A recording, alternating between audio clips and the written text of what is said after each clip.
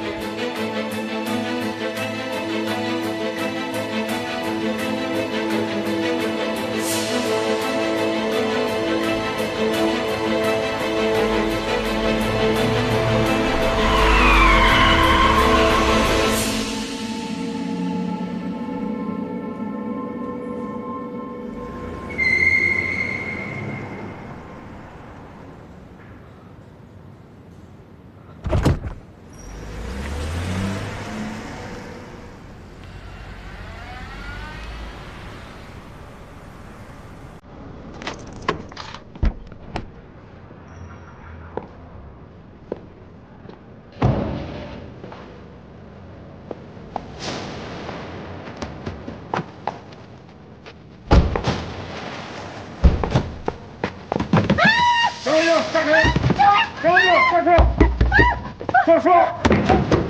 跟你说人下车！下车！不是，坐下！停停！我跟你说下车！下车！你这是呢？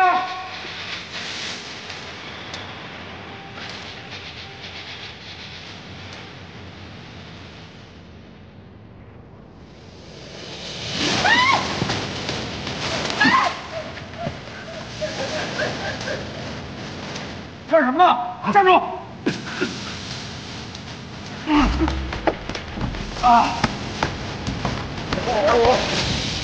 南京，快跑啊！等什么呢？跑啊！天宇，你放开我！跑啊！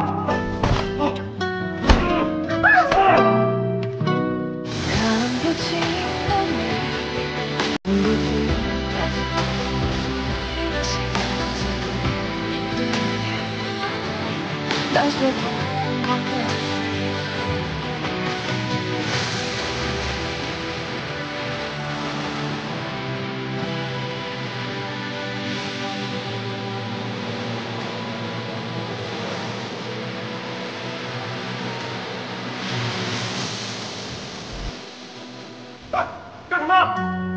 站住！别跑！罗东平已经全部都交代了，他是通过 App 和银行转账的方式向叶泽的粉丝非法集资，多数的钱款用于偿还赌债。他在1年前染上赌博，跟澳门借了3000万左右，几个月的时间连本带利也就过亿了。这个罗东平坚持这么久，什么都没说，您是怎么让他开口的？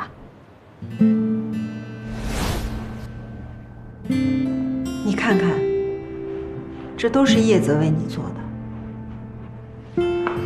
自始至终，他没有说过你一句不是。叶泽一直在替你还钱，替你道歉，替你扛着。你知道他这么做是为什么吗？他是为了给你减刑。他说你是他的兄弟，他一直把你当大哥，你对他的恩情，他一辈子都还不完。有叶泽这样的朋友，你应该感到高兴。我想，你也不想让叶泽受到牵连吧？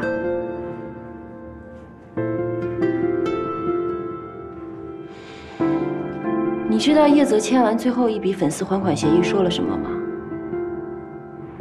他说，终于可以看到希望了，终于可以等到你出来了。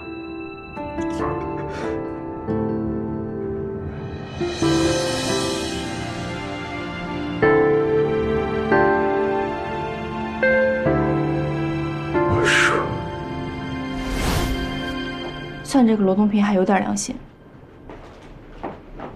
于硕，进来。什么情况？你猜我刚刚在门口碰见谁了？真好看，谁送你的？我碰见叶泽了。这花啊是叶泽要送给于处的，说是为了感谢你。叶泽送我啊？嗯。哦，他说给你打电话，你没有接。啊，我手机关静音了，没听见。一会儿我给他回过去吧。然后呢？然后他还说，哦，为了要当面感谢你，要请你吃饭。我看他就是别有用心。于处，没什么事儿，我就先去忙了。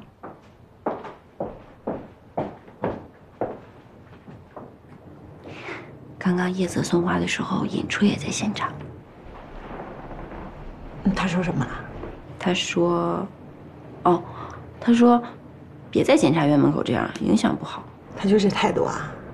其他说什么了吗？他还说，要送就送锦旗啊，送什么花啊？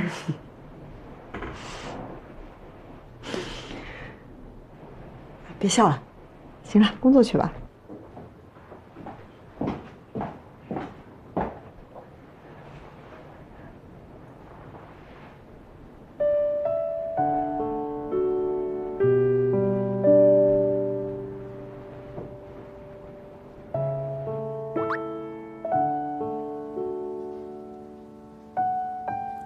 孙超已经认罪，因为恶意诽谤和人身攻击被公安刑事拘留。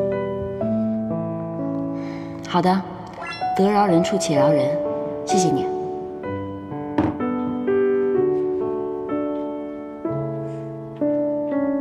尹处，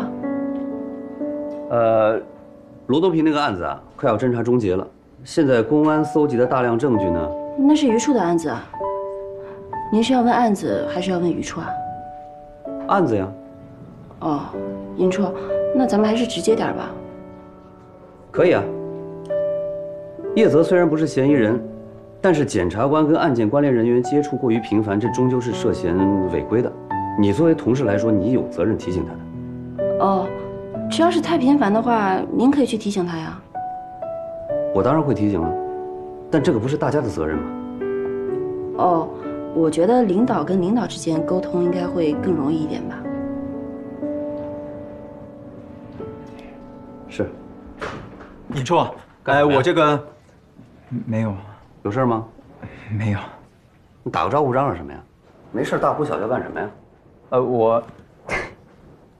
我刚刚很大声吗？没有很大声啊。唉。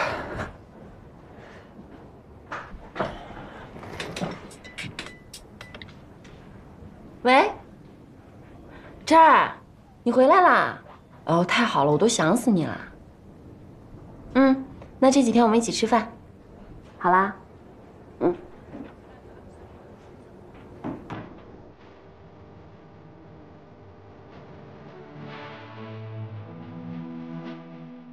罗东平的案件尘埃落定，最终，检方以集资诈骗罪对罗东平进行起诉。法院鉴于所有集资款项已经退赔，且罗东平认罪态度较好，依法从轻处罚，判处有期徒刑15年。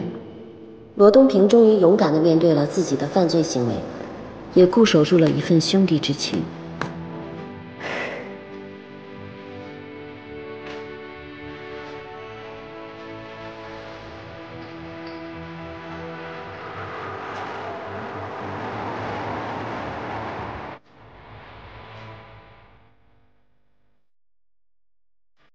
叶子，提笔写这封信，我很惭愧，我甚至都觉得自己没有脸面给你写信。我怀疑，我到底还有没有勇气诚实的面对自己？我现在已经意识到之前是我不对，是我错了。当我想在那条路上继续错下去时，你没有放弃我，还一直在帮我，以为我做了那么多，而我还是非不分的怪你、骂你。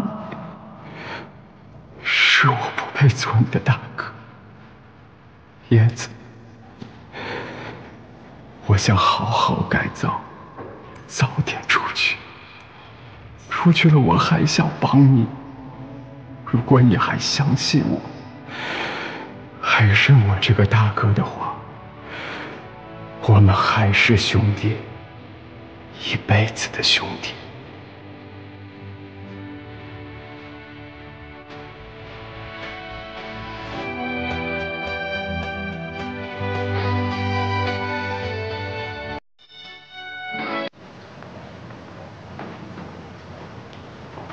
李处，这个是罗东平那个案子的材料，还有一些细节，我想跟您汇报一下。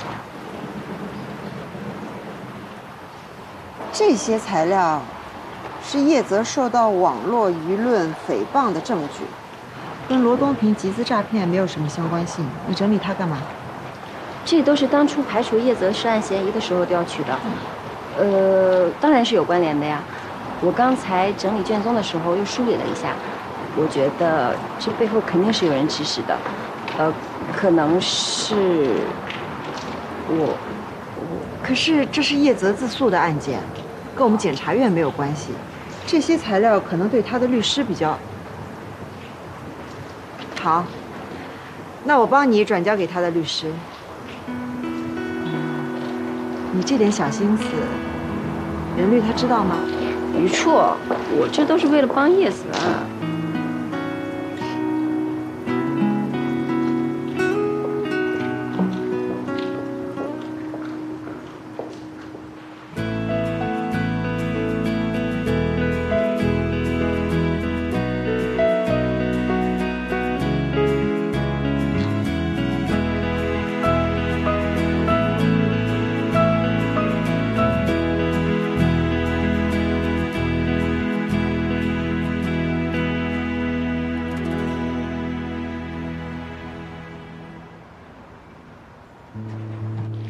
这么久了，九泰集团那边一点消息都没有，是因为你太保守了，还是因为他呀？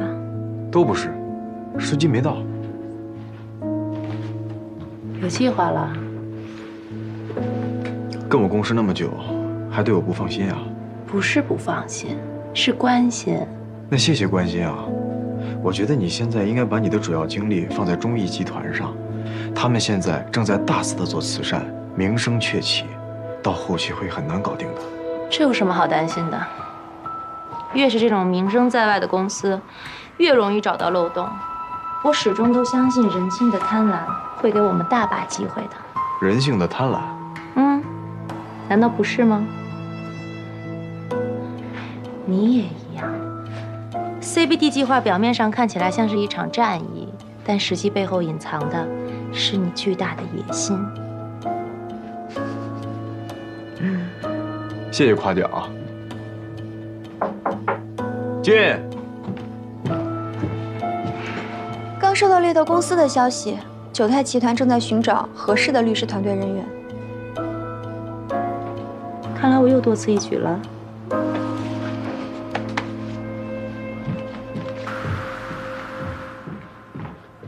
需要我帮你把求职信发出去吗？别着急，再等等。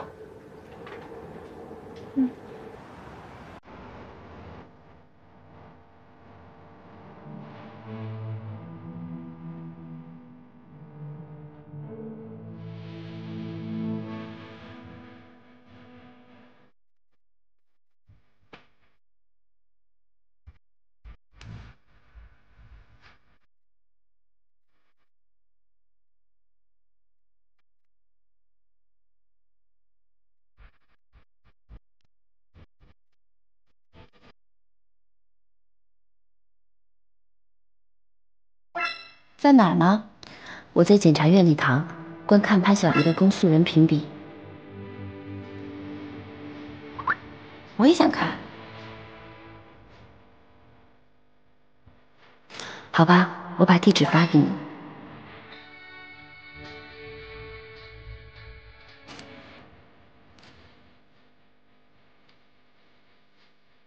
间到了，下面进入自由辩论环节，开始。您在立论时说，被告人用先和妻子离婚，再和丈母娘结婚的方式骗取国家经济适用房指标，言外之意无非是在说被告人假结婚。那么请问，您判断真假结婚的标准是什么？我方从来没有说过被告人和前岳母的婚姻是假的。被告人离婚、结婚均都是合法的，但请问，非法的行为披上了合法的外衣，难道就能变成合法的行为吗？被告人娶前岳母真正的目的到底是什么？目的自然是为了取得经济适用房的购房资格，但这又有什么不妥吗？国家经济适用房配发政策难道规定了夫妻二人不能是前女婿和前丈母娘的关系吗？好，感谢辩方承认被告人娶前丈母娘是为了买经济适用房。那么请问，经济适用房与商品房最大的区别是什么？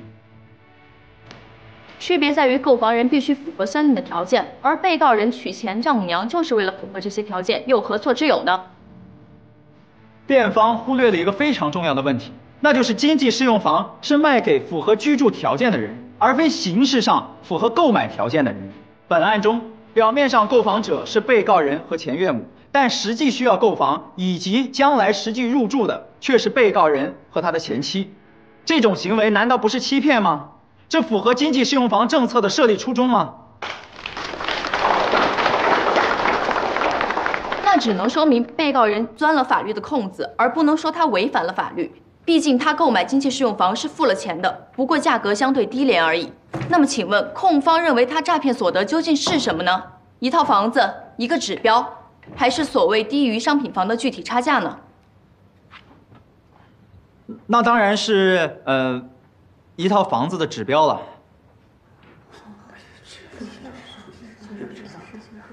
下面进入总结陈词环节，有请辩方做最后陈词。我们每个人都会为了自己梦寐以求的东西而努力争取。我相信被告人自己也知道，他的这种做法并不光彩，但相对于回报，他觉得值得。我们可以不欣赏他的价值观，但刑法并不负责教人彬彬有礼，只是为了能让每个人都守住社会行为的最底线。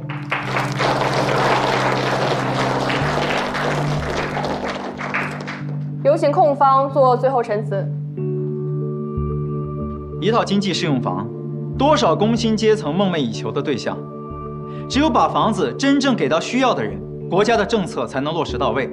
被告人和他的妻子根本没有购房资格，于是用离婚、结婚的方式瞒天过海，让惠民政策成为了一张白纸，让真正需要购房且符合条件的人无房可住。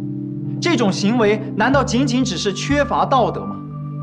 刑法不需要彬彬有礼，但刑法需要透过现象看到本质。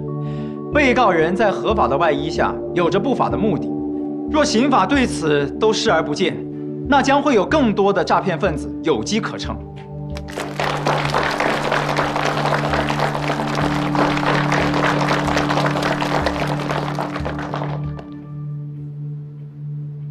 可以啊，诈骗对象都没搞清楚就敢上场。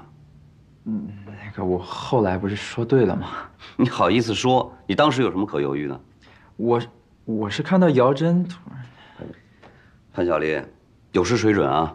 尹初，我知道错了。当然了，除了这一点，其他都还挺不错的。是吗，尹初？姜文静他们还笑话我嘴瓢呢。姜文静本来跟你一样有参赛资格的，但是后来因为种种原因被取消了。他看你有机会上场还发挥失常，那心里当然比你还着急了。我知道的。好了，过去了。比赛嘛，难免有遗憾的，你就记住文无第一，比赛完总结经验，那就最好了。好的，谢谢尹初。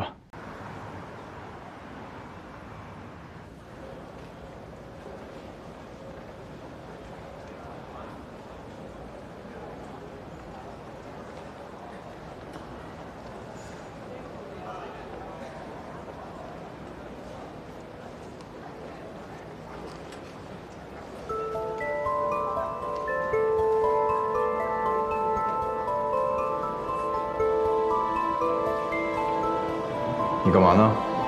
来送点资料，正好叶子今天开庭，就想出来看看。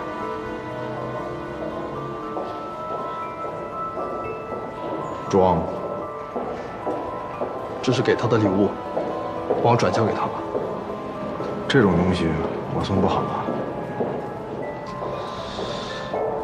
任律师，拜托了。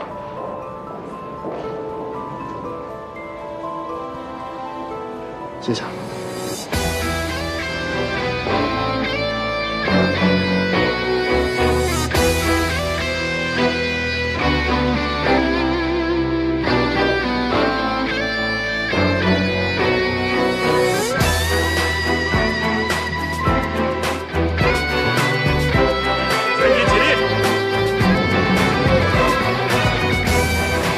现在宣判，被告人白天因犯诽谤罪，判处有期徒刑1年。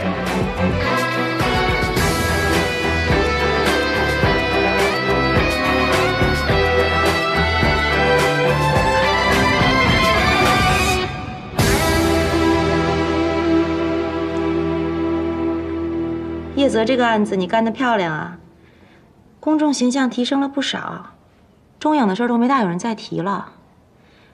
甚至有人还替你说话呢，说钟影不该开车撞你。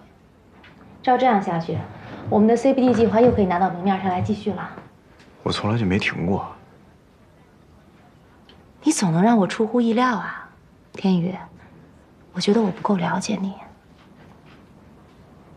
我有什么好了解的吗？你不用逃避，其实我能看得出来，你心里有好多的小秘密。我想成为那个最了解你的人。而且我认为，也只有我才配成为这个人。我自己都不太了解我自己。双鱼座，我天蝎座，咱俩好配呀！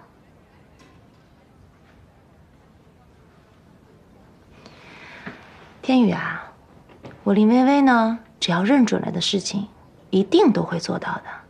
这点咱俩很像。可是我更喜欢咱们俩现在这种关系。不够。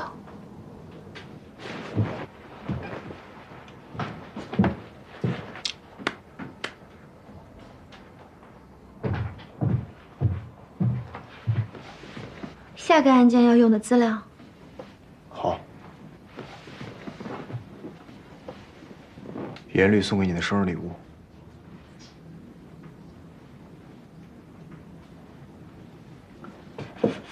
我给你放这儿了，先回去了。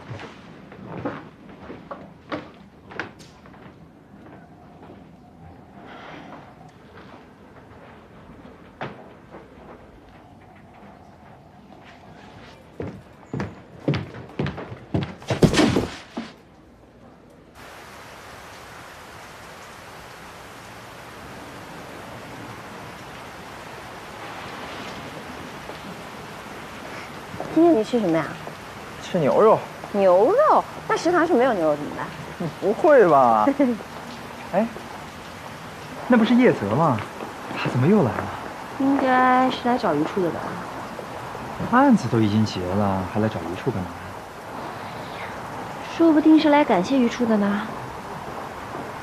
分析的有道理。哎，吃饭去啊！凯英姐，在检察院还是称呼我为于检察官吧。啊，好，于检察官，我的案子结案了。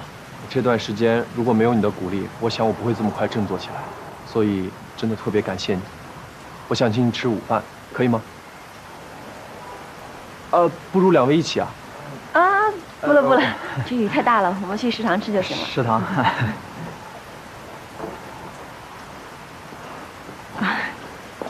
我跟你说过了，这些都是我应该做的。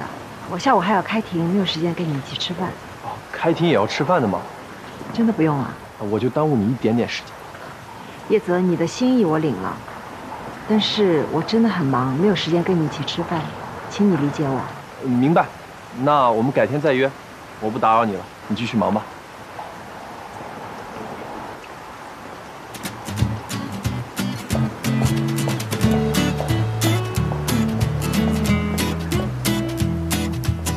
只愿为你流离。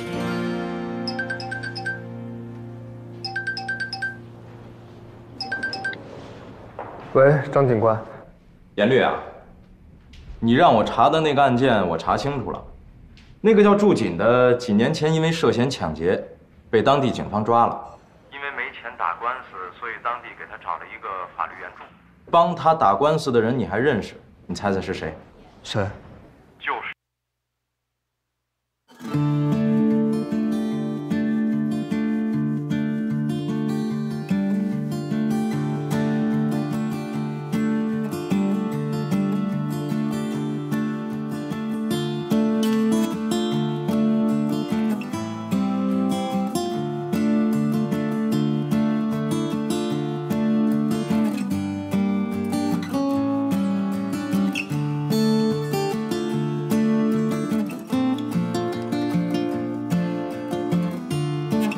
大家下午好，今天呢，我们在这里召开2019年第1季度股东大会。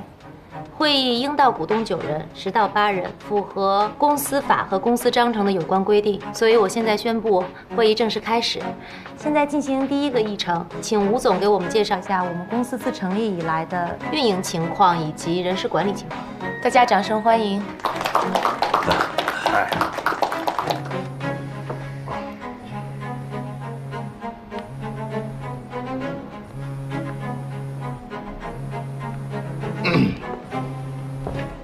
喂。哦，好，我马上过来。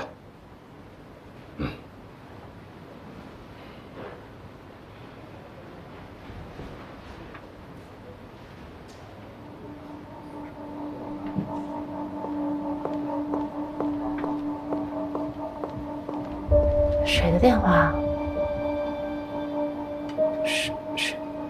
是，他让我现在赶过去。那我跟你一起去吧。不用，他让我一个人去。他知道咱俩在一起吗？今天的会议你们先开着，有什么事儿回头再说啊。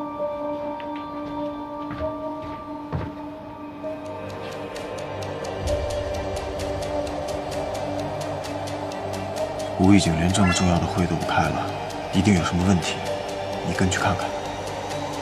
是。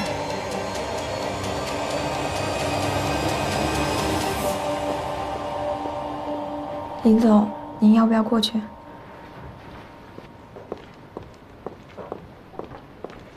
那现在我们会议继续。好，那我就代表吴总向大家汇报一下公司财务报表的分析状况。从财务报表分析企业的2019年。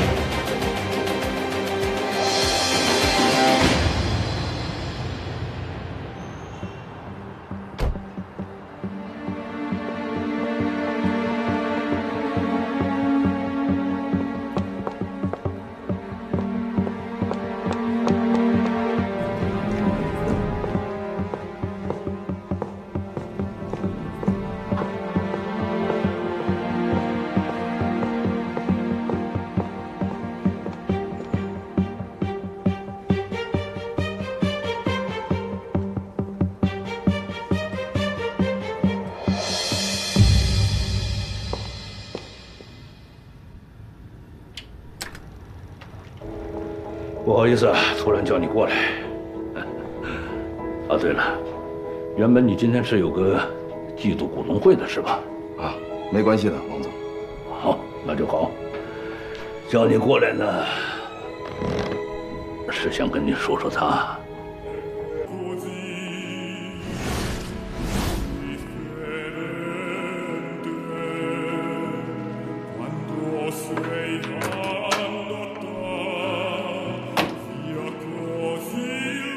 怕什么？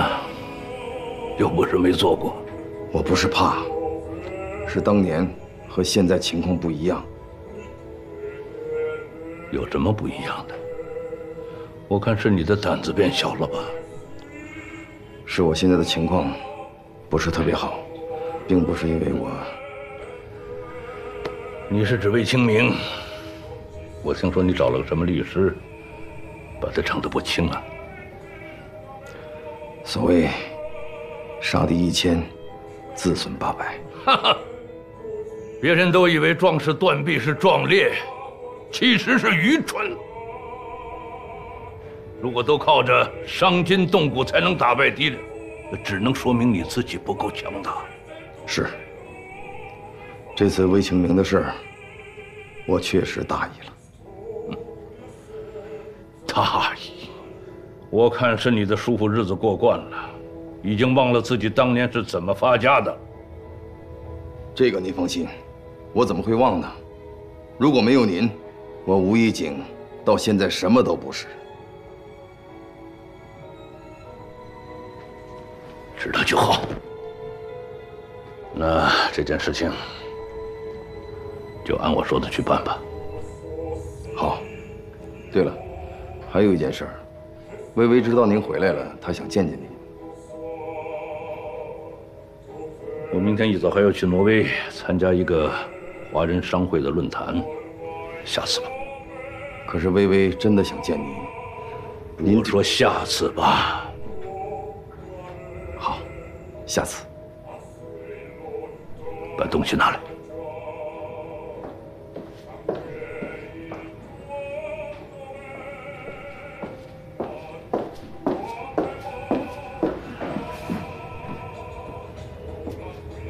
把这个交给他，就是我送他的。好，我一会儿就把这个给微微送过去，她一定会很高兴。行了，我正好还有点事儿。我知道了，那我先走了。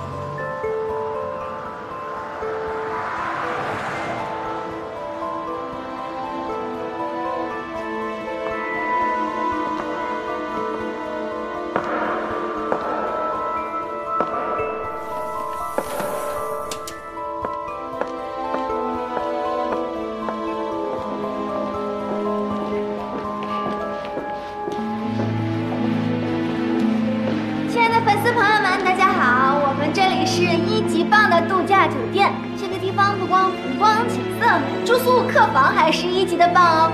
我们现在顶层的豪华客房区。哎，等我一下，我们1楼见。这位小姐，请您坐下一班电梯。别听他们的，进来吧。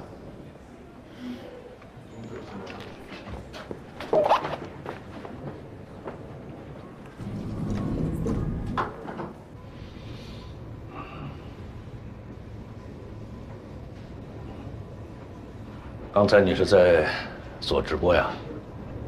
对啊。是在哪个平台啊？凝望视频。听说过映画视频吗？当然听说过，那可是一个很大的视频网站，想要做到他们的主播，那可不容易呢。您也知道啊？啊，那是我们老板的网站。哦，这样。我看你资质不错，如果你有兴趣，可以到那个网络试试运气。好呀。要不寄一个电话，也许能帮到你。不用了，不用了，谢谢你的好意。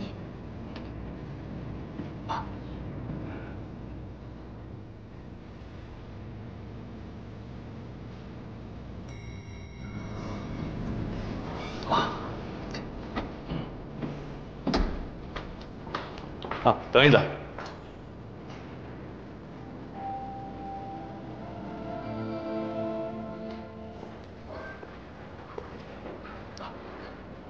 这个是你的。是的，谢谢你。老板，这女人怎么好像有点紧张啊？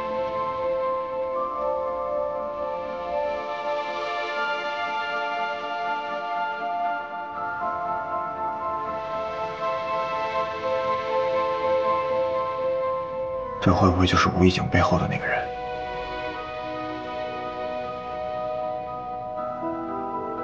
查一下，很有可能是个关键人物。好的。薇薇，这次他没有时间见你，这是他给你买的礼物，让我转交给你。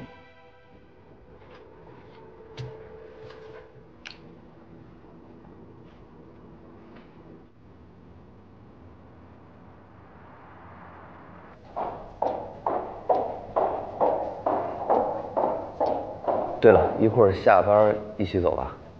啊，不用了，你先走吧。啊，我正好有些话跟你说。啊，一会儿见。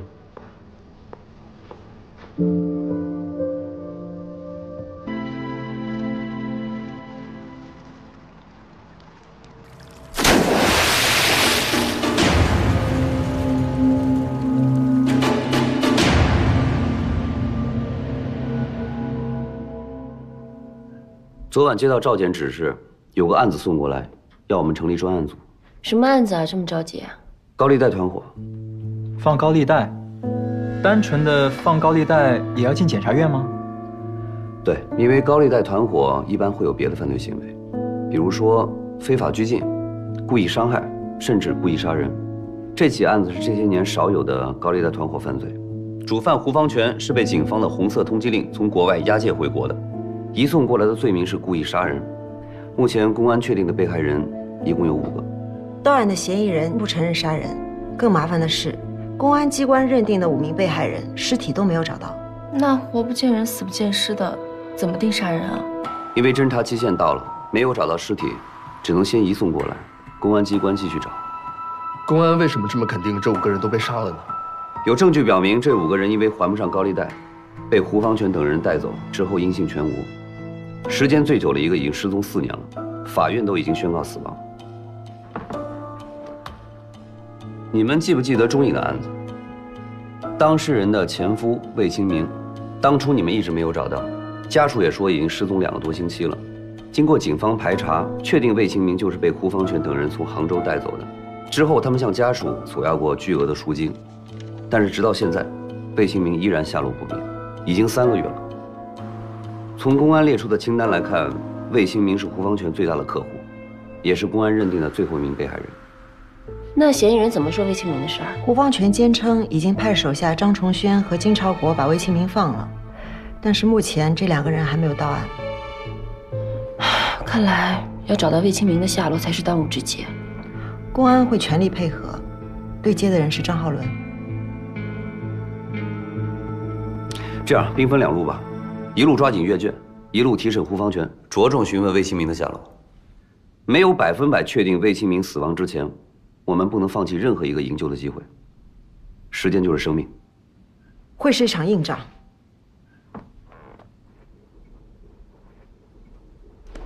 你怎么了？没事，有点低血糖。没听说过你有低血糖的病啊。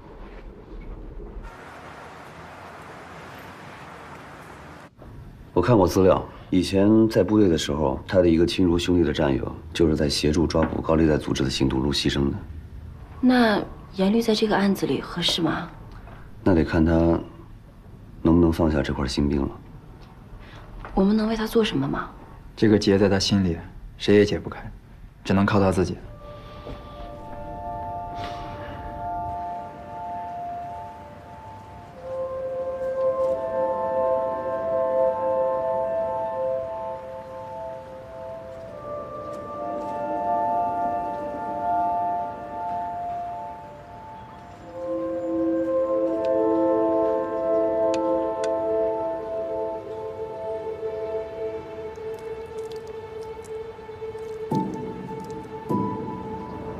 兄弟，我来看你了。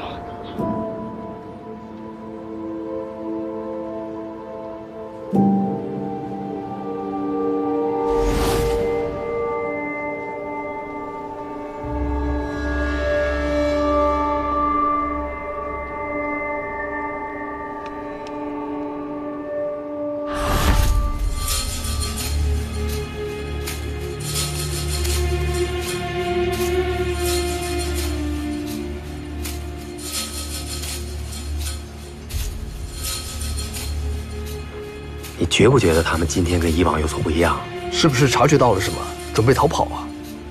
不行，咱们已经在这盯了这么多天了，这帮高利贷诈骗团伙今天一定将他们一网打尽。这样，一会儿我先潜进去，你给后方发个定位，请求他们支援，看我收拾行动。好。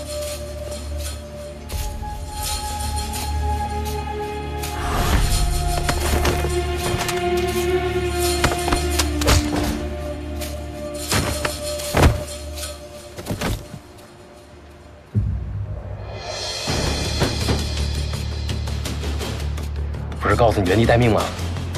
支援马上就到，这是我们2个人的任务，必须一起执行。小心点。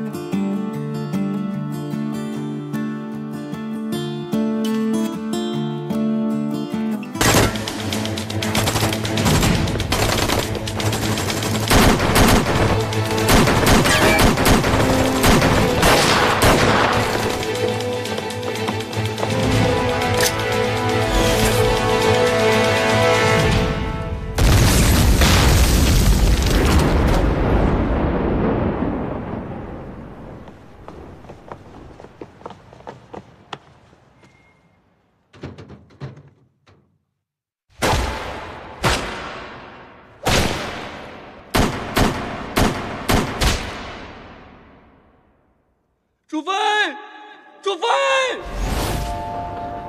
那次任务过后，我都不敢听到高利贷这3个字，我怕我会想到你，我怕我会觉得这一辈子都是亏欠你的。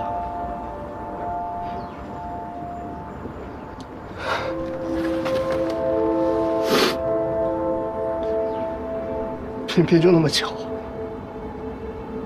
接了个案子。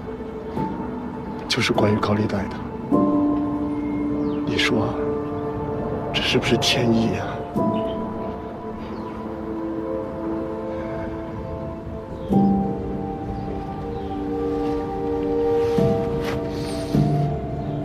上次那伙人，除了1个逃跑的，其他全部被抓了。但这次，我不会让任何一个犯罪分子逃跑。兄弟。欠你的，我是还不清了。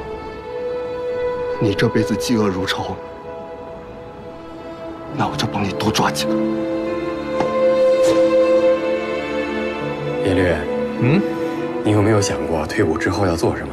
还没想好呢。你退伍之后不是应该跟我妹结婚吗？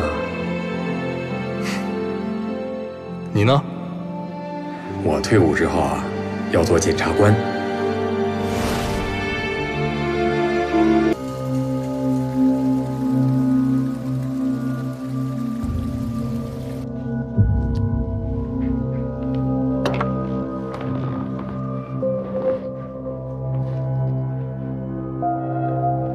这就是你说的任天宇？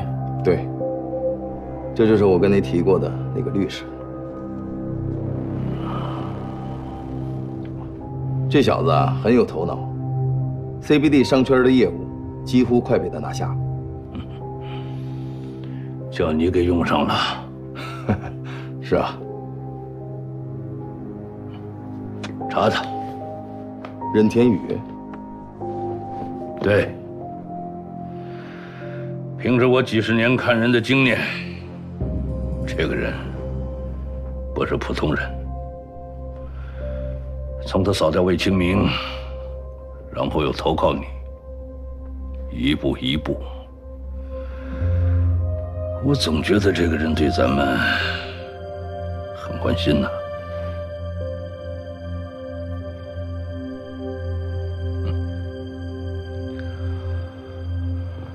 好好查，但要慎重。您放心，我一定好好查。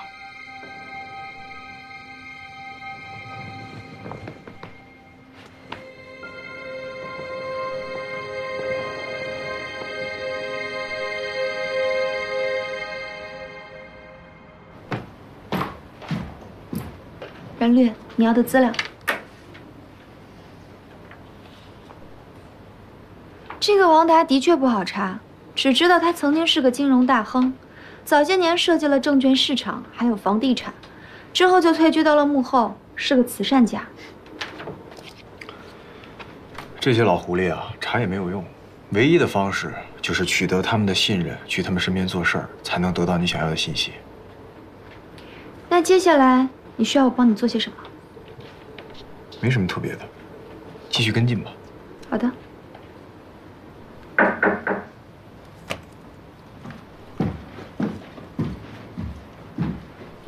2杯咖啡。不用。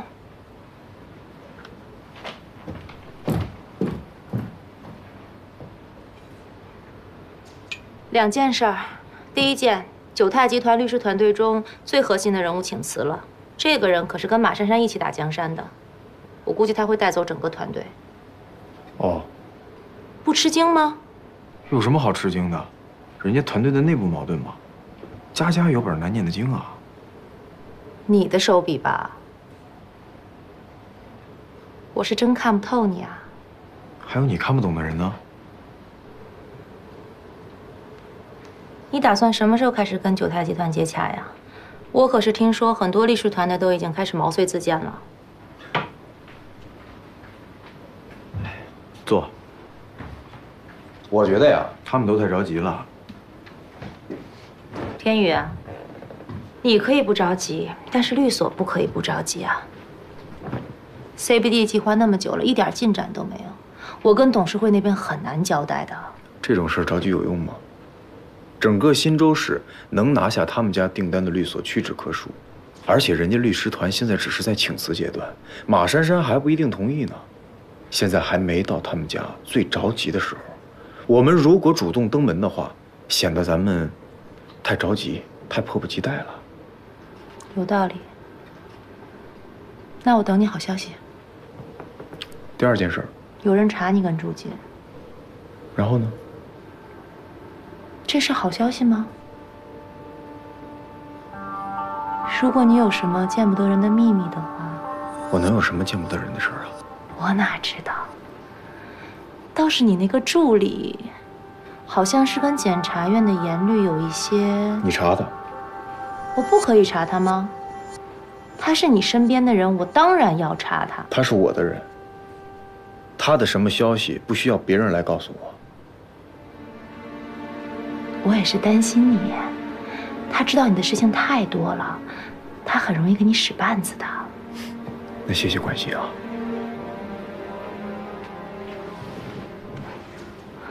我提醒你啊，如果你还有什么没有擦干净的事情，抓紧时间处理。我没有什么需要处理的事情。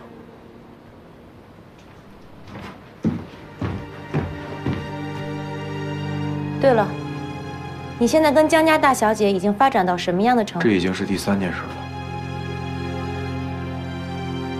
我知道这是你的私事，但是我不希望你对她动真感情。为什么呀？直觉。我觉得他会坏咱们事儿。以林总的颜值，说别人是红颜祸水，合适吗？总之，我不允许你爱上他。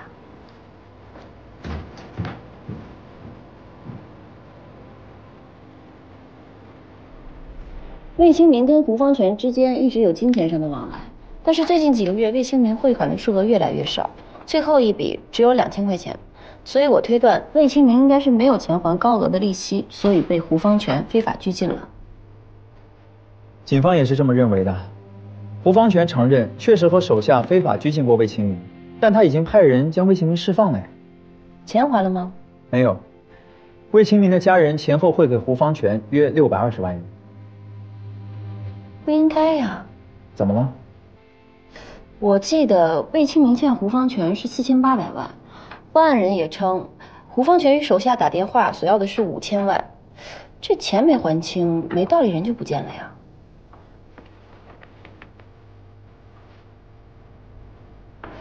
如果欠下了巨额的高利贷没有还清的话，会是什么结果呀？会很严重。以前我在部队的时候，和我的战友们执行过一次任务，当时配合公安机关一起对一个武装的高利贷组织进行抓捕。我见识过他们的手段，非常残暴。照片里的笼子很多时候是用来关人的。这人这么大，怎么装进这个铁笼子里啊？口供里没有过多的提到过这个铁笼子，说是用来运鸡的。我同意公安的判断，魏清明已经遇害。这个胡方全的社会关系非常复杂，之前做过出入境偷渡中介，也做过网络赌博等行业，还因为非法持有枪支、寻衅滋事等被判过刑。现在做的是非法民间借贷，也就相当于高利贷的性质。尹处已经跟公安机关那边做过沟通了。张警官说，这些笼子是在胡方全的窝点被发现的，一起被发现的还有几个铁笼子，他们都逐一拍了照，也都送了过来。但是目前的消息里面没有跟魏清明有相关联的信息。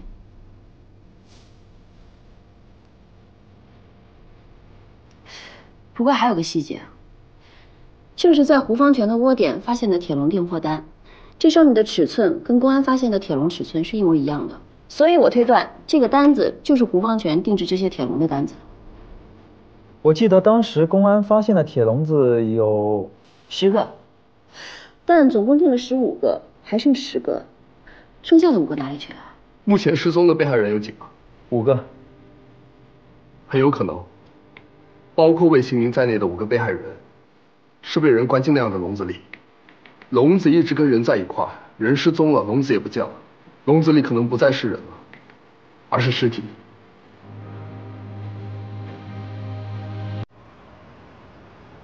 你是说任天宇干净？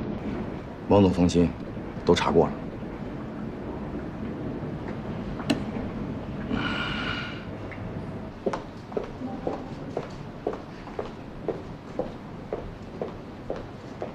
王总，您可是好久没来啦。哟，这再怨我了。我今天刚从国外回来，马上就来了。您可得常来啊，我们还等着你给我们蓬荜生辉呢。哎呦，先生，里面请。哎，任律师，来，我给你介绍啊，这位是王总。王总，这位就是我跟你提过的任天宇律师。王总，很高兴认识您。哦，任律师，那位是兰姐，这个会所的老板，以前你见过。你好，兰姐。任大律师，你可真是年少有为啊！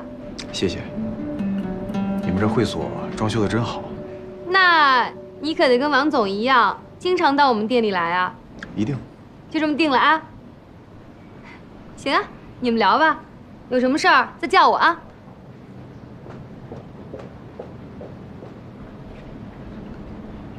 任天宇，大律师，久闻大名啊！不敢当。哦，任律师，快坐。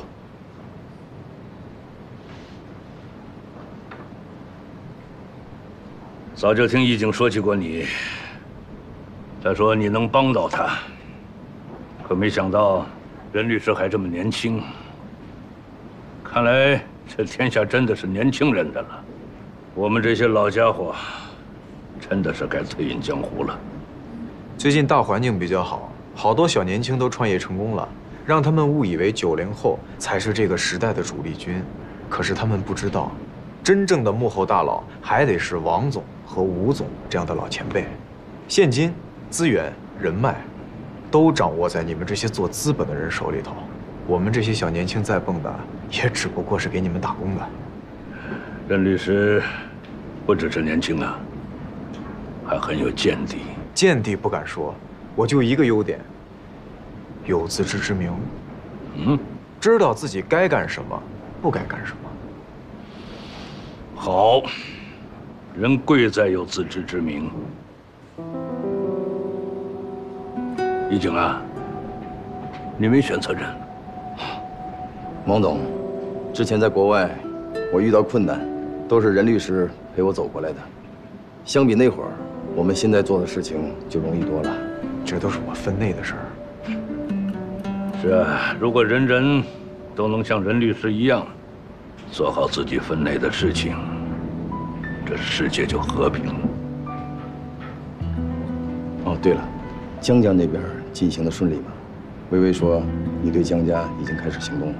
是，江家是 CBD 计划很重要的一个环节，我们应该早点筹谋。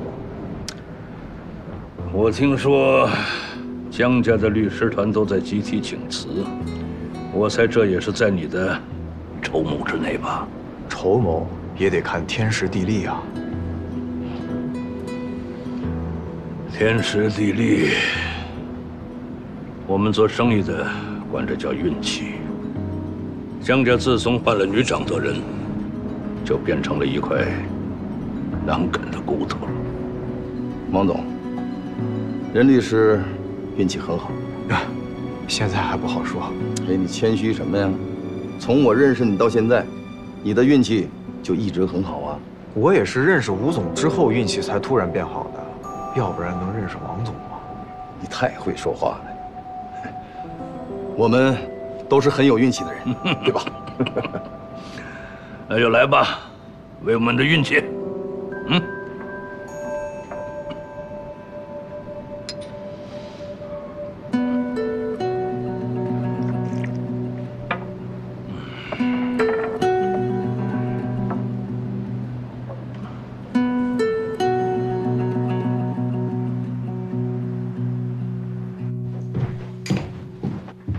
任律，有什么事情让我办？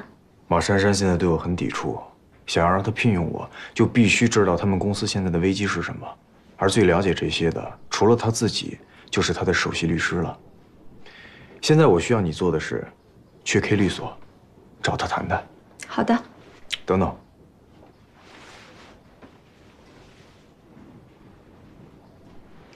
明白了。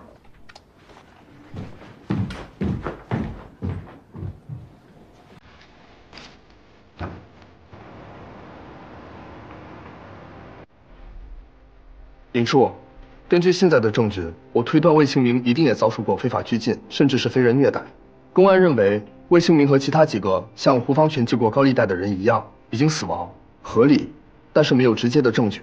现在的物证和侦查补充上来的材料，只能作为推测的依据，达不到事实清楚、证据确实、充分的标准。这5个人都是被胡方全带走之后就没有了音信。胡方全虽然说放了，但我觉得不太可信。结果无非是2种：一，这5个人还在胡方全的控制中；二，这5个人可能已经被害。如果是第一种的话，胡方全完全可以说出他们的下落，大不了判他个非法拘禁罪。但是胡方全宁愿被定为故意杀人罪，也不愿意说出这5个人的下落。由此可见，这5个人基本没什么生还的可能了。但是被害人是否真的死了，怎么死，在哪里死的，这都要证明。要是活不见人，死不见尸的话，这个案子还诉不诉呢？这个案子性质太恶劣了，既然到了我们这儿，就绝不能放过。那这到底是诉还是不诉？诉，硬诉。林处，胡方全的2个手下被押解到，安排一下，我们过去。安排好了，随时可以过去。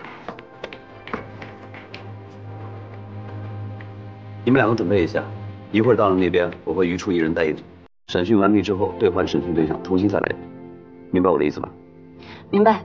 提高效率，节省时间。同时使用不同的询问方式和角度，可以增加获取有效信息的几率。还能给他们施压，重压之下反复提问，假的供词更容易出现破绽。5分钟后出发。是。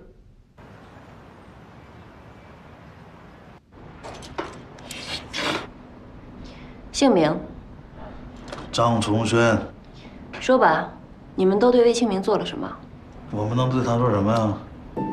他是欠钱的，欠钱的都是大爷。好，你承认魏清明欠了你们钱？他欠你们多少钱？这你得问我们老板去。那钱还上了吗？没还呢，1分也没还。1分钱也没还，你们能轻易放过他？那不然呢？我养着他。我们是放贷的，不是搞慈善的。另外，囚禁他人那是犯罪行为啊！谁让你放的？那是我们老板胡方全。我就是个打工的，那老板让我们干什么，我们就干什么。你老板让你杀人，你也杀人？他让我吃屎，我都吃。甭给我来这套，丫头。老板他没让我杀人，老板就是让我们找他，然后呢让他还钱，结果他说他没钱，然后老板就让我们放了他。放了？放了他才能让他去筹钱呢，不然呢？杀了他，我跟谁要钱呢？好，那你告诉我，在哪放的他？跟谁一起放的他？放他的时候，他身上穿的什么衣服？他身上还有什么其他东西吗？你们有没有让他承诺一个还款计划？什么时候是最后期限？到期了还不上又该怎么办？我不知道，我真不知道，我的确不知道啊！我就是个开车的，我不知道，这不可能知道。我不是不知道，我是忘了。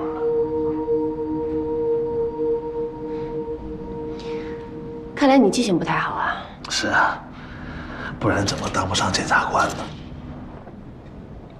那我帮你回忆回忆。笼子，记得吗？你这不记得，没见过，什么铁笼没见过。我说过铁笼子吗？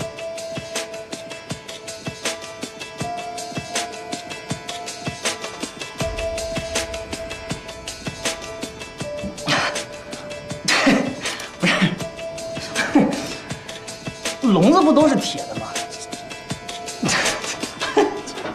你们真好玩。检察官大人呐，您这笼子是养鸡的还是养鸭呢？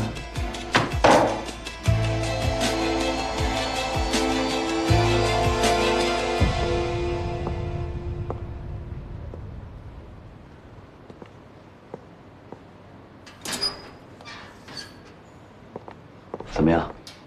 你们呢？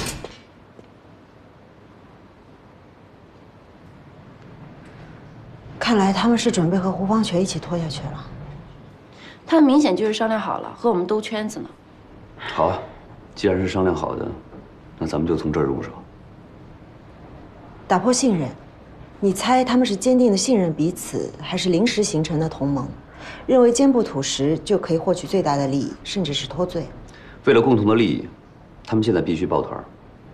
但如果有一方背叛，违反者就会出卖最佳的共同利益，但是会得到自己的最大利益。准备对调审讯对象了。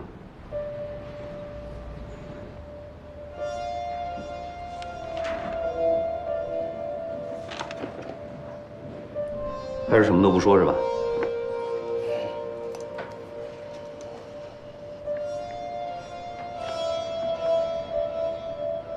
你比张崇轩的心眼儿少多了。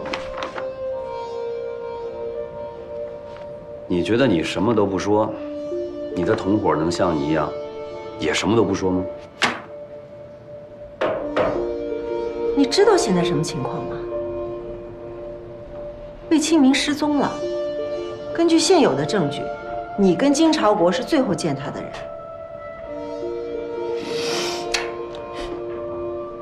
你是不是觉得自己死咬不说，我们就没有办法定案？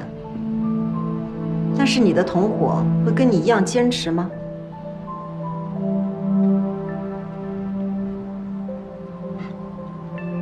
他会怎么说呀？他说什么我不能告诉你啊。你们2个人都有可能是主犯，就看谁的责任大小了。但是在推卸责任这一块儿，你比张崇轩真是差远了。检察官大人，咱别玩这心理游戏了，成吗？你很聪明，但是我相信你的老板胡方全比你更聪明。现在，警察就要把他押送过来，你猜他会怎么说？他怎么说，我怎么知道？如果我是他，我就会把所有的责任推到你跟金超国身上，这样正好和你们俩的供述印证上。或许我们对他没有办法，但你们2个能逃脱干系吗？魏清明失踪了，渺无音讯，我们有理由相信他已经死亡，而你和金朝国是最后见他的人。如果我们诉你们故意杀人，你觉得法庭有多大的概率判你们罪名成立？别他妈吓唬我！我刚才说你们俩都有可能是主犯，什么意思呢？就是说你们2个人中间有一个人是要判死刑的。但如果你不是主犯，你的死刑概率就几乎为0。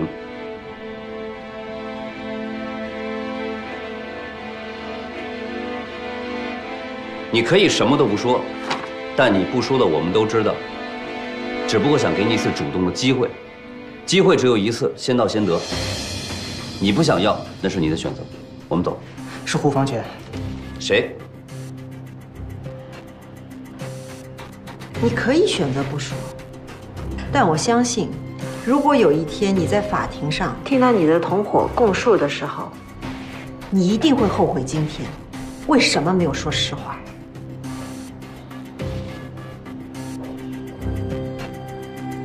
我不可能一直在这儿等你。3、2、1。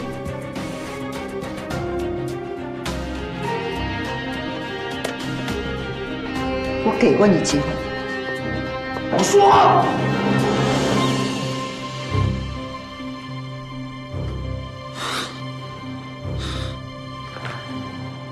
胡方全安排你们做什么了？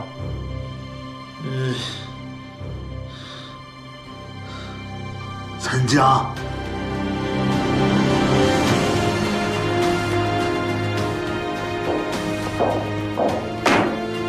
什么位置？沿江大桥，就是把它装在笼子里，我们把笼子呀从桥上扔下去，然后连笼子带人就一块儿下去。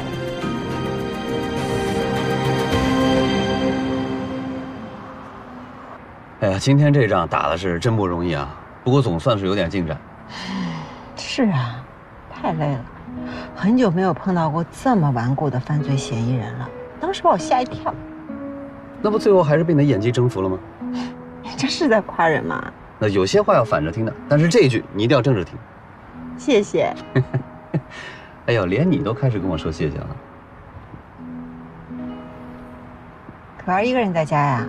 啊，对，我打过电话了，自己在家写作业呢。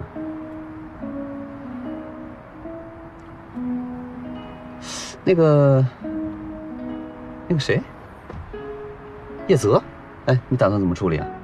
什么打算怎么处理呀？把人家说的跟犯罪嫌疑人一样。哦，我说的是处理啊。没有，那没有，我不是那个意思，我是说，你打算怎么办？我没什么打算，他就是个孩子。哎，是啊，孩子确实是个孩子。哎，你能这么想，那说明你还是挺客观的。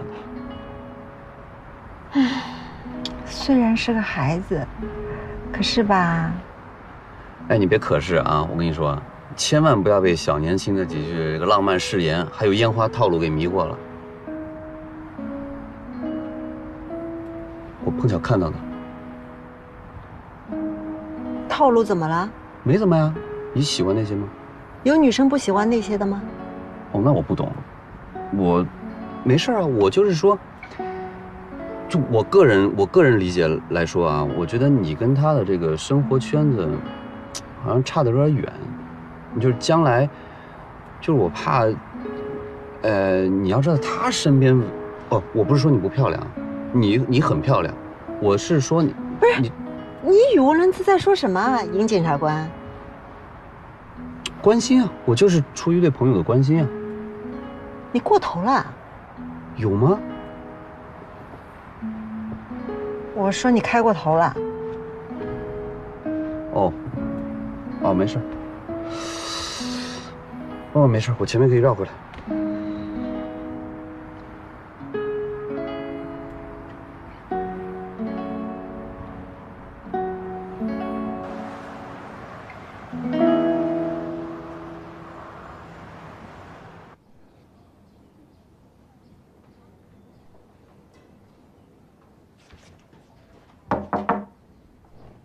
怎么样？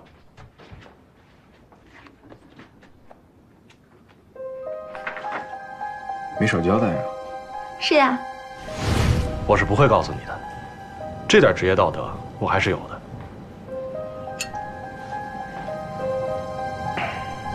你这是什么意思？我就是想让你帮帮我，这个就算是我的一点小心意。你放心，我不会让任何人知道的。做得不错。你现在就要去九泰集团？没错。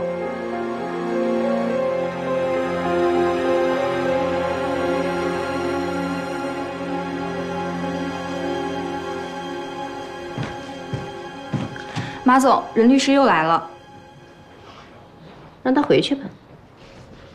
哎，马总，你看，马总，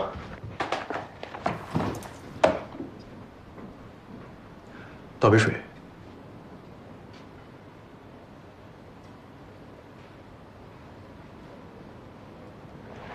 哎呀，你还真执着啊！我记得我上次说得很清楚了。您上次是说得很清楚，但是我这次来不是跟您讨论令千金的，也不是来毛遂自荐的，只是我觉得我们的这种关系呢，有好多话如果我不说清楚的话，怕留遗憾。什么意思？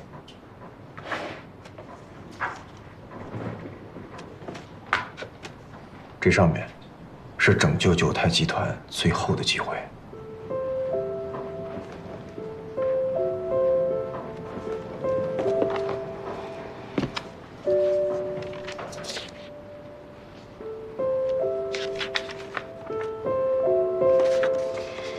这不是今年我们九泰的财报吗？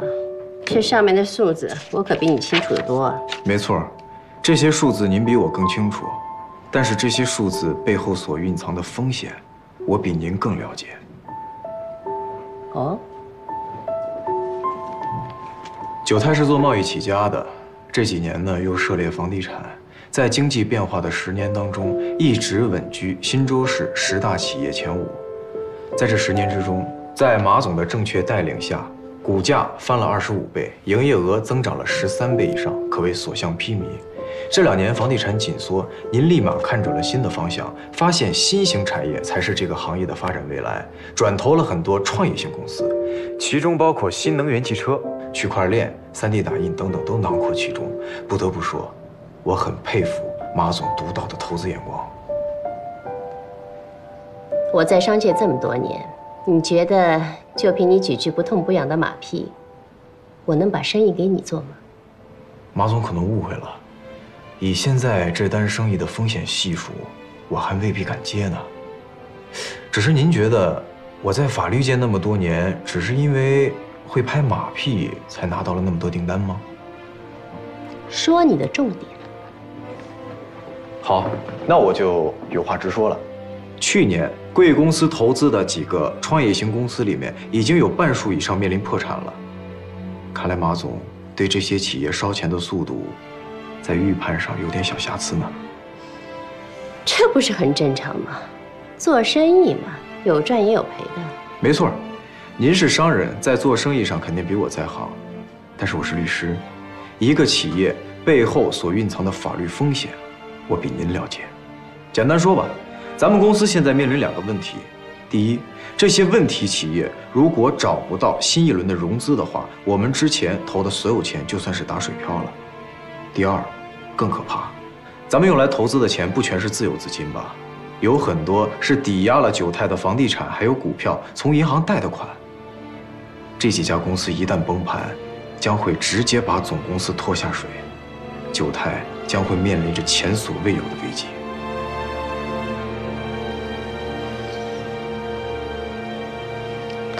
谢谢任律师的关心，我们已经在接洽新的投资人了，相信不久就会有新的消息的。不久是多久啊？1个月、2个月？一旦事发，股民会饶了你吗？还有你们的竞争对手，会给九泰生的机会吗？任律师，你未免太耸人听闻了吧？如果我没了解错的话，之前的法律团队就是意识到了这些法律风险才请辞的吧？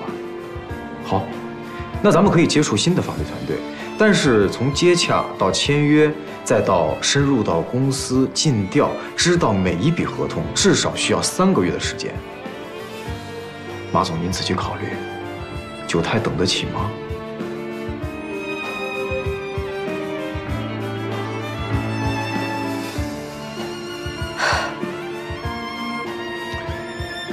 不得不说，你非常能够说服人呢。也感谢你非常精辟的深入浅出的分析，但是等我走了再但是吧。我的话已经说完了。你刚才说这些我都会考虑的，而且我会亲自调查。好。哦，对了，文静是个好女孩，我对她一直心怀歉意，但是请您相信我，我是一个职业律师，感情和工作还是分得开的。有需要随时打给我吧。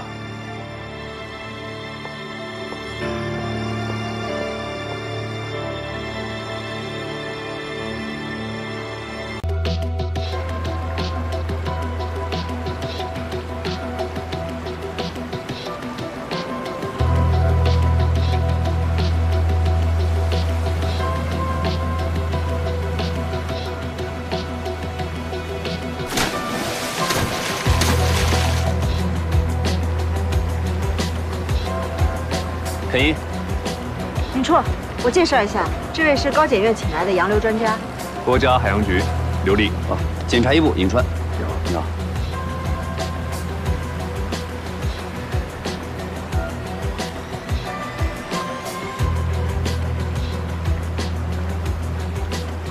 宁绰，我过去那边看看。好，我记得以前这里是一片山沟啊，这些年怎么变成这样了？你真的没错，因为这里经常发生决堤，后来政府决定将这片江道拓宽，之前的那个小山沟呢就被水淹没了，所以这片水域的水文结构非常的复杂。浩伦，怎么样？尹绰、于绰，根据嫌疑人的供述，他们沉尸的地点就在这个桥上。我们之前根据被害人的体重，准备好了配重投放了下去，还用水下摄影机记录了水下的水文状况。按照试验结果所得的数据啊，我们完全能够找到尸体。但是你看啊，这么多打捞队员忙活了这么多天，还是没找到。局里也很重视，这不，还请了专家过来。如果今天还是没有收获的话，咱们到底还要不要捞下去？我这心里也没谱了。咱们能不能试一下水下机器人或者深水扫描？水下机器人并不太适合这么复杂的水文环境，深水扫描仪它的适用范围也不能够搜索这么大的水域啊。可是按照实验结果，没有理由找不到尸体啊。是，除非嫌疑人在撒谎。不排除这种可能性。依我看呀，咱们也先别捞了，总不能嫌疑人动嘴，咱们就跑断腿吧。哎，捞上来了，你们过来看一看。去看看。注意安全，慢点慢点，注意脚下。哎，对，哎，尸体呢？没有尸体，就一个铁笼子，门还是开着的。是从这个位置捞上来的？是，就在前面这个位置。那这和我们根据水流的速度、深度预估出来的范围相差也太远了，怎么回事？要么是配重与实际不符，要么就是这里的水温结构发生了很大的变化。审查期限快到了，必须尽快找到被害人尸体。那你看，我们能根据这个位置缩小一下打捞范围，看看能不能找出其他的线索。这倒可以尝试一下。这笼子要是没有锁的话，人不就跑了吗？会不会是被水给冲开了呀？如果被水冲开，那这个锁也太不结实了。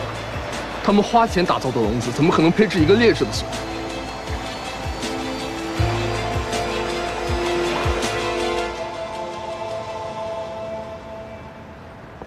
审查期限快到了，必须尽快找到被害人的尸体。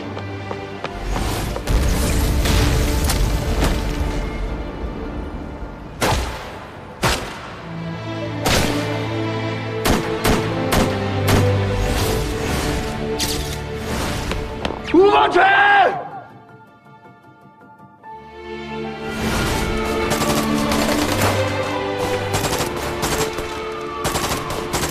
周成，周成。入伍的时候你们是一起去的，训练、入选侦察营、做任务，都是你们俩一起去的。为什么我哥回不来？为什么？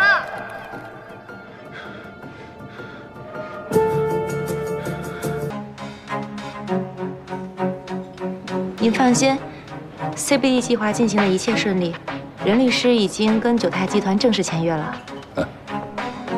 就是那个江源，总想摆脱我的控制，这些年都让马珊珊管理集团，以为这样就能洗清自己。可凭着任天宇的能力，我相信用不了多久，就能查清九泰的情况。等掌握了他们内部的可靠消息，九泰就会再一次成为我手中的一枚棋子。您一向都是深谋远虑、运筹帷幄。任天宇倒是个可用之才啊，可他的底细也太过干净了，干净的让我都觉得奇怪。你觉着呢？我觉得应该没什么问题。我跟任律呢认识好多年了，我对他起码的这点信任和判断还是有的。啊，对了，你和任天宇倒是年龄相当啊，又是搭档，还蛮般配的。啊，我这2年还是想把工作放在第一位，这样才能对得起您对我的栽培嘛。那些都是早晚的事儿，可如果你们要是能够在一起，我也就放心了。您是不放心任律师啊，还是不放心我呀？我对你当然是放心的，要不我每年怎么会给律所投资啊？行了，既然你和一景都替他说话，那我也暂时相信他。不过，凡事都不能掉以轻心。过几天我抽空去律所看看。好啊，随时欢迎您。王总，您看是不是也到了该公开我们关系的时候了？啊，主要是这样，我做很多事情也都是会方便一些。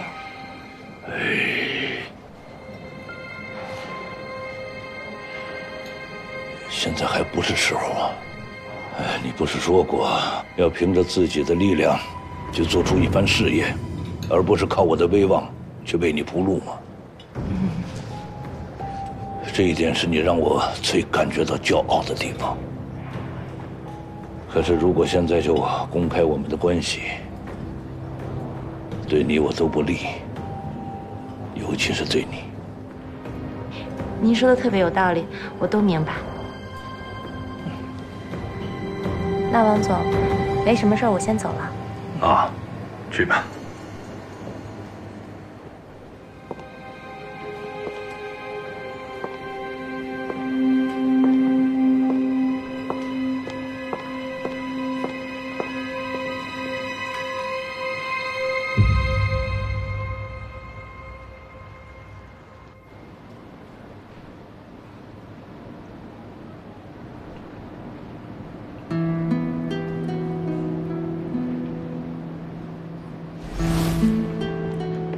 以后在外边别随便叫我爸。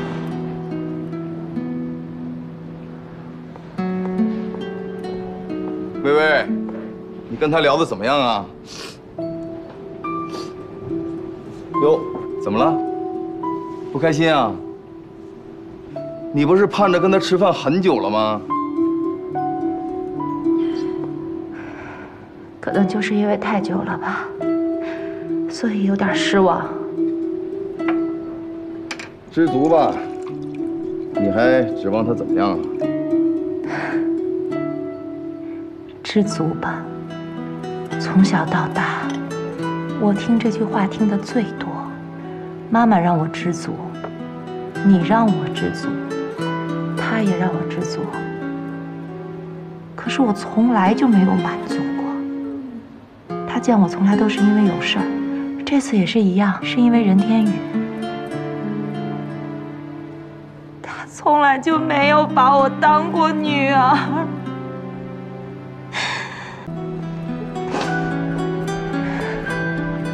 王总也是不得已嘛，他也是为了你呀。我不是小孩了，我分得清谁是为了我，谁是在哄我。天下的父亲哪有不爱自己的女儿的？你眼前就有这么一个铁石心肠的，你为什么就不承认啊？好，是。按理说呢，事情过去这么多年了，你也长这么大了，就算他承认你，又能怎么样呢？我为了他，我可以丢掉我的律师执照；我为了他，我可以从头再来；我因为他想知道江家的底细，我可以去利用任天宇；我为他，我什么都可以做，他为什么就不能给我一点？给你什么呀？你嫌他给你的少啊？不少了吧？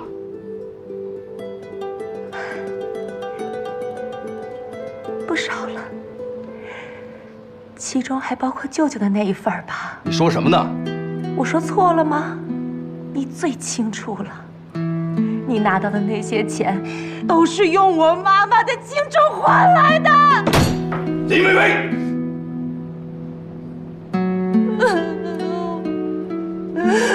我要的不是钱。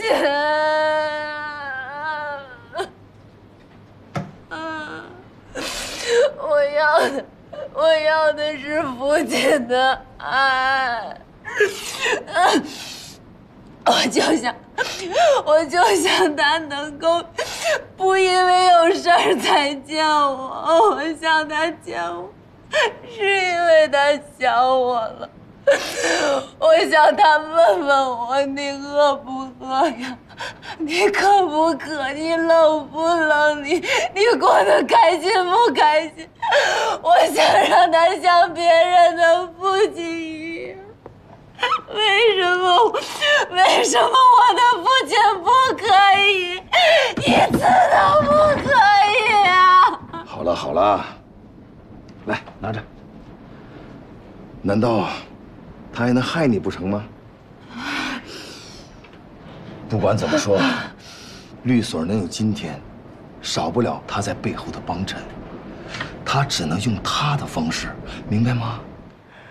他是在哄我，你也是。我跟他可不一样啊。天底下除了你妈妈，就是舅舅我最疼你了。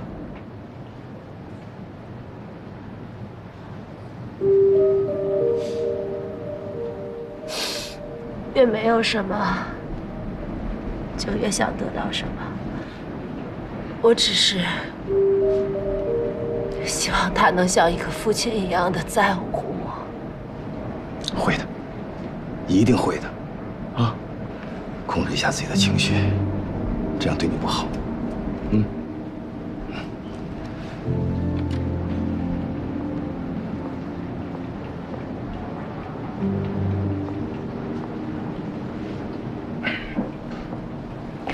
我也就算了，你为什么要跟他干？我也没得选呀。但这不代表他对我就可以任意妄为。如果有一天他对我不仁，就别怪我对他不义。大家这些年做的这些事儿，总得有人出来担着。你要干什么？你可千万别招惹他，他要是发起疯来，我们谁难道都没有办法？那不然呢？推给任天宇？那不行，不行！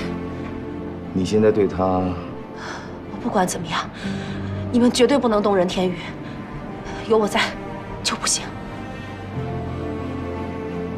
就是开个玩笑嘛。没有无心的玩笑。你不是一直拿他当兄弟吗？当然是兄弟。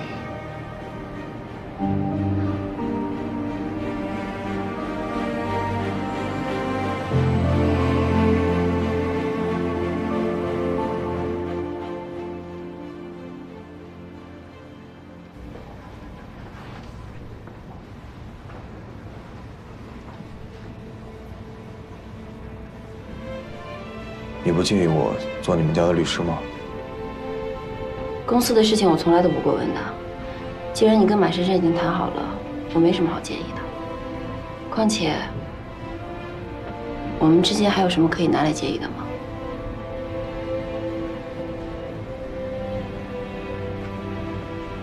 你跟以前确实不太一样了。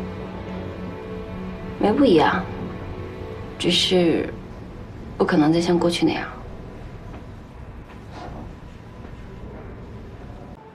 汪达这2天也没有什么别的行踪，只是昨天我跟踪他跟林薇薇吃饭，听到他们的对话。林薇薇问他什么时候才能公开他们之间的关系，然后呢？之后的我没太听清，都差点被林薇薇发现了。他们俩的关系不一般，林薇薇可能是王达的什么呀？情人。情人？我就是搞不懂这个林薇薇，她都已经跟王达是这种关系了，为什么她一直跟你示好？小点声。我才不怕她呢。对了，前2天严略过来找我，说了你的事儿。他问什么了2年前的事儿，你告诉他了？他都查到了，我不说他也知道。他怎么能查到呢？还有他查不到的事儿，只要你以前接触过的人有因为犯罪被抓进去的，他都能顺藤摸瓜的把你给查出来。那他说什么了？他说他对不起你，对不起你哥。我觉得他挺愧疚的。难道他不应该带着愧疚活下去吗？朱姐啊，什么都不要跟我说了，要是没什么事儿的话，我就先出去了。等一下，有个重要的事要给你交代一下。这个胡方全啊，狡猾得很，几个被害人的下落他肯定都知道，却一律不说。他就是想用拖把咱们的审线都给用完。唉，要尽快提起诉讼，不然胡方全就要被释放了。可现有的证据不能证明他有罪。尹叔这些天啊，一直为这个事情愁眉不展的。哎，对了，你不是做了尸体掉落位置的推演了吗？我推演了很多次了，可每次尸体都掉落在同一个位置。按照你这个建模推演出来的结果，我们应该是能打捞出尸体的。你计算了那个江水的冲击力了吗？我上午就试了，不只是计划中打捞出来的尸体，就连打捞出来的铁笼子，都和口供中的投掷点相差甚远。我都开始怀疑我自己了，这没道理呀。数据没错，那就是其他地方出了问题。口供有误？不应该呀，况且我们的确打捞出笼子来了。那尸体呢？为什么就是找不到？还是需要打捞队继续搜索。行了行了，你们能不能别在吃饭的时候讨论尸体啊？我都有画面了。哎呦，这有什么的？你好歹也是检察院的老人了，什么大风大浪没见过啊？哎，这个，不都是动物的尸体吗？咦，好了好了，别再说了，赶紧吃吧。哎，颜律，你干嘛去？你们吃吧，我去联系打捞队。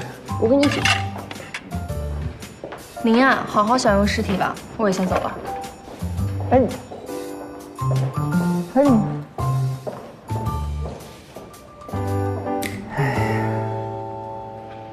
没错呀。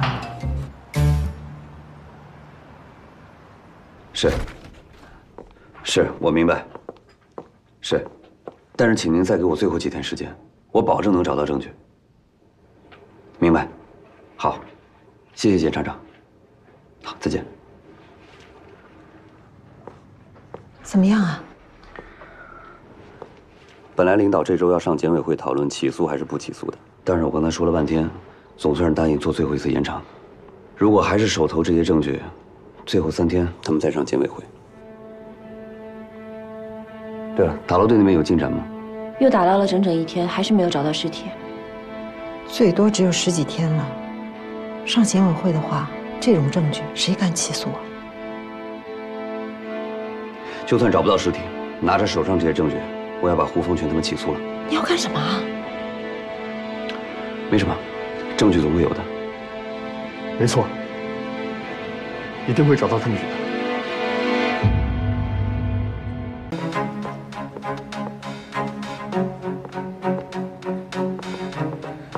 您来怎么也不提前跟我说一声，我也好提前准备啊。我就是顺路来看看。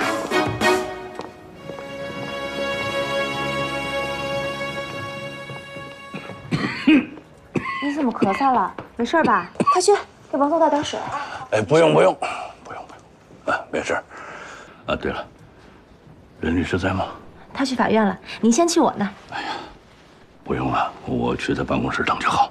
他办公室在那边，我带您去走。不用了，你去忙吧，我自个儿去就好了。那我去陪您。都说不用了，去忙吧。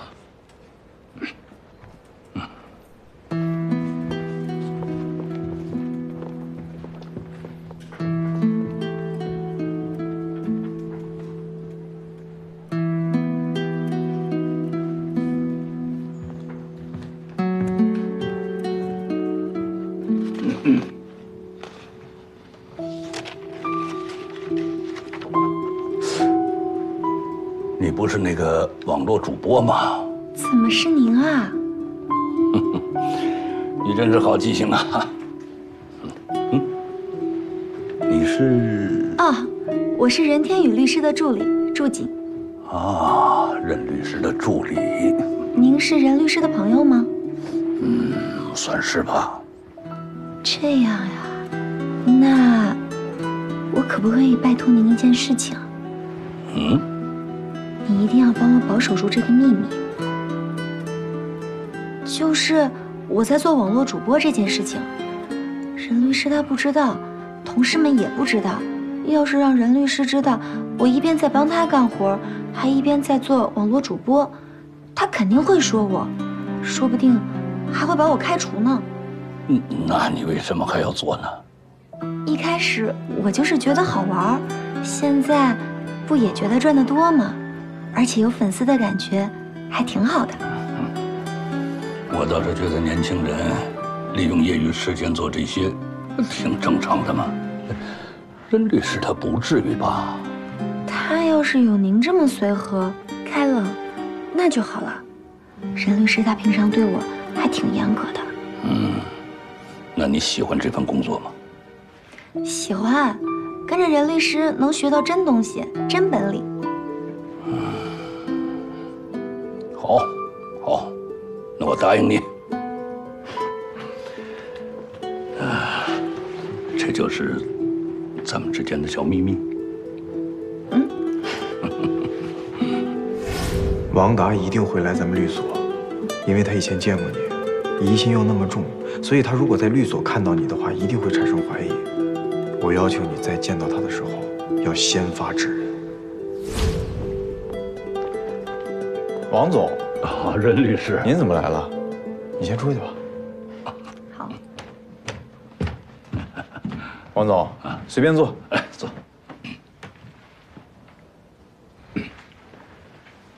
您这次来是有什么指示啊？哪里什么指示啊？我就是顺路来看看你。那么忙还专门来看我，晚辈真是荣幸啊。这不是今年也没什么太忙的事情，就是有一个基建项目正在拿地周期，不过还没有什么眉目。怎么会没有眉目呢？对手是谁啊？对手，其他的几家都无所谓，就是这个九泰比较棘手。也难怪，九泰在咱们市的房地产企业里面算是龙头了。是啊，所以我自己也在想办法嘛。王总，天时地利人和，我们能做的就只有人和了。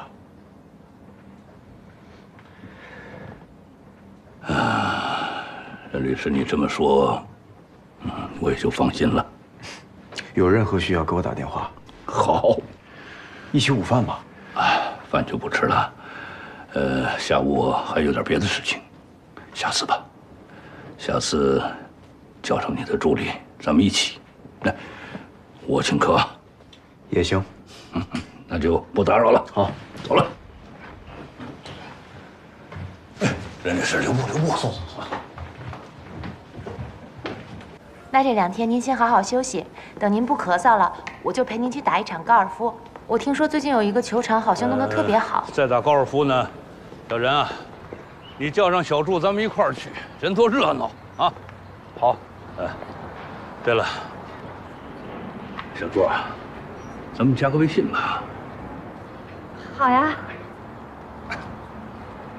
哎，你扫我，有了。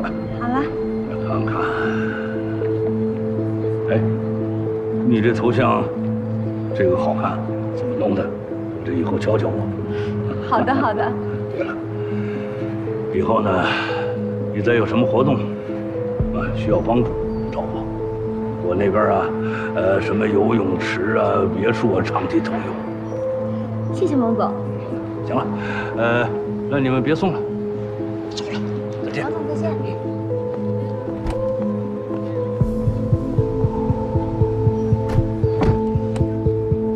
王总，再见。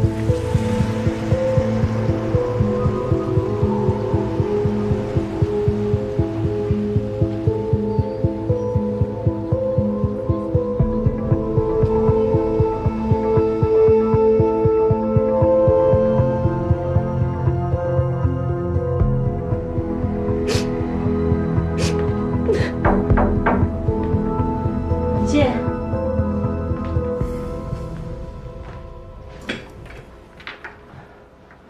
你没事吧？没什么呀。那你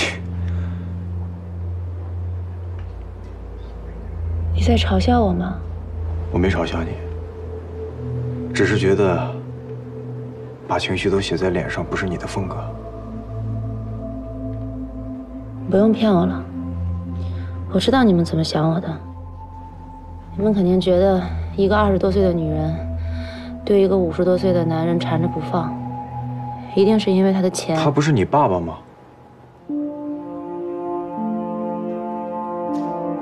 你怎么知道？从王总来到王总走，你脸上的表情都是一个无助的小女孩。这种感觉我很熟悉。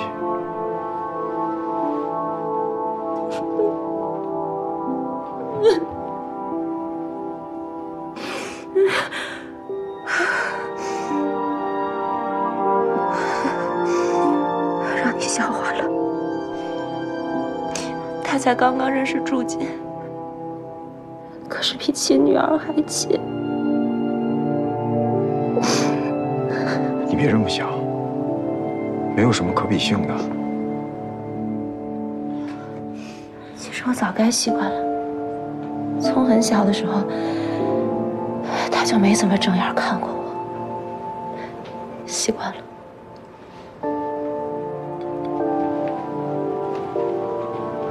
云总，你不觉得我们在乎的人还活在这个世上，就是一件挺好的事儿吗？活着活着比死了还让人绝望。这么多年了，从来没见过你这一面。也对，我不该这样。给我点时间，我一会儿就好了。我倒觉得这样挺好的。女人嘛，那么坚强干什么呢？我在你眼里很坚强吗？当然了，你是我们公司的主心骨，我们律所的灵魂人物。还灵魂人物？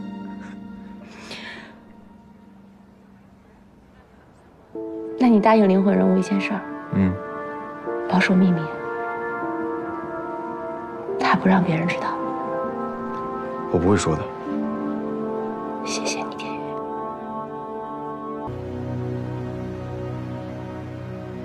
尹处说后天就要起诉胡方全了。我们现在也一直没有什么进展，这样做太冒险。我同意尹处的做法，无论如何都不能放过胡方全。胡方全真的是太狡猾了，再狡猾的狐狸也要想办法让他露出狐狸尾巴。打捞队打捞了那么多次，却一无所获的，按道理来说不应该呀。水流不太急，排除铁笼子导致的碎尸可能，笼子在人不在，那就只有2种解释了：一，人活着逃走了；二，人死了，那尸体就在江里。我们会不会方向有什么问题啊？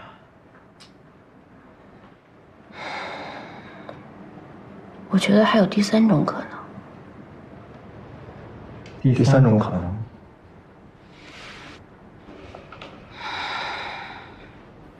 第3种可能是第3种可能，可能他们扔下去的就是空笼子，根本没有人。你想怎么证明这种推测？我想下水。我是军人出身，水下15米的测量对我来说不是问题。我不该逞英雄，我知道，可打捞行动队迟迟没有结果，我想亲自下水看一看，证实一下我的推测。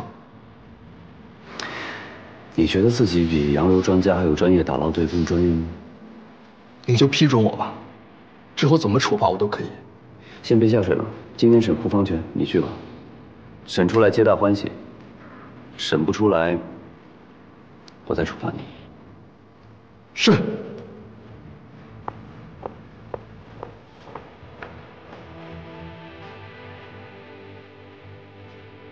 木头桩子，胡方全那里你能审出来什么呀？从他被抓到现在，他除了告诉你5个被害人都被他放了之外，他还说过什么？他不是普通的马仔，不见棺材他不会掉泪的。我说的第3种可能性也就只是一种推测。审胡方全，你除了听他胡说八道之外，你有什么办法能让他说实话吗？没有。没有你就敢跟尹处打赌？你是不是不想干了？冷静，别太激动。我们现在遇到的瓶颈期也是实在没有办法。严律啊，也是想尽快找到证据，他是心是好的。心是好的也要注意方法吧，想一出是一出。我还说了做新测呢，你怎么不去啊？哎，你要去干嘛？我马上就回来。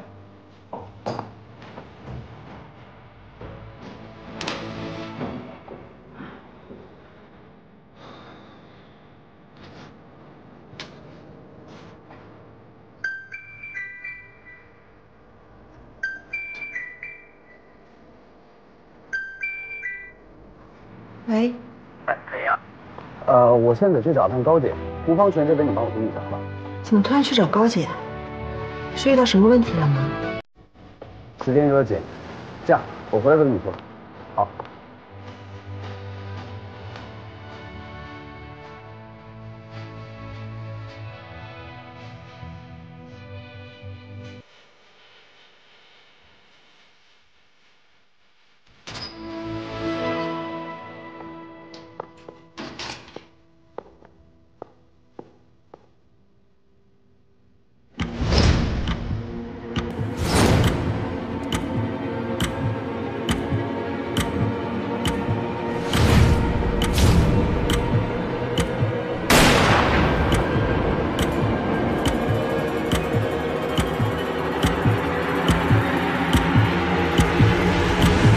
叶律，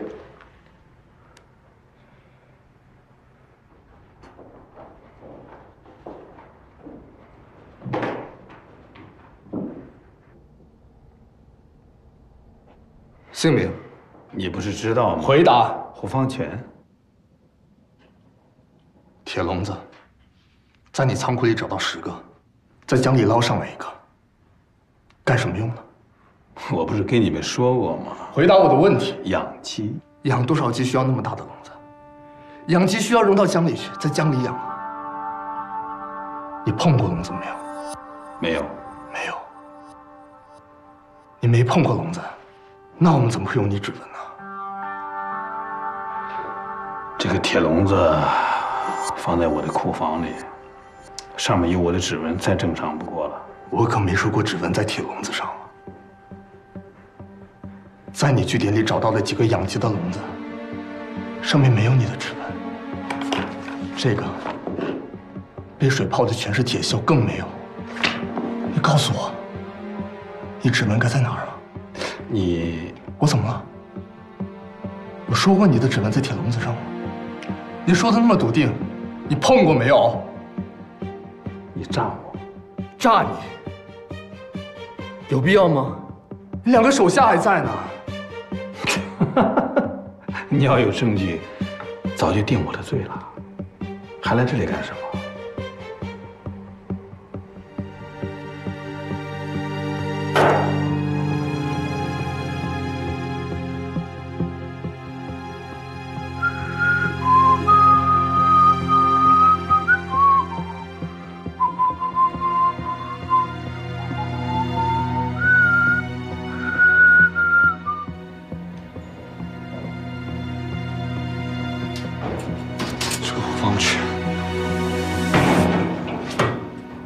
叶律，没事没事。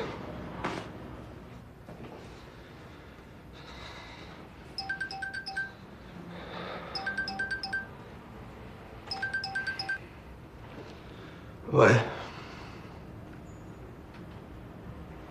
什么？这几位是检察技术基地心理测试实验室的同志们，特地过来协助我们。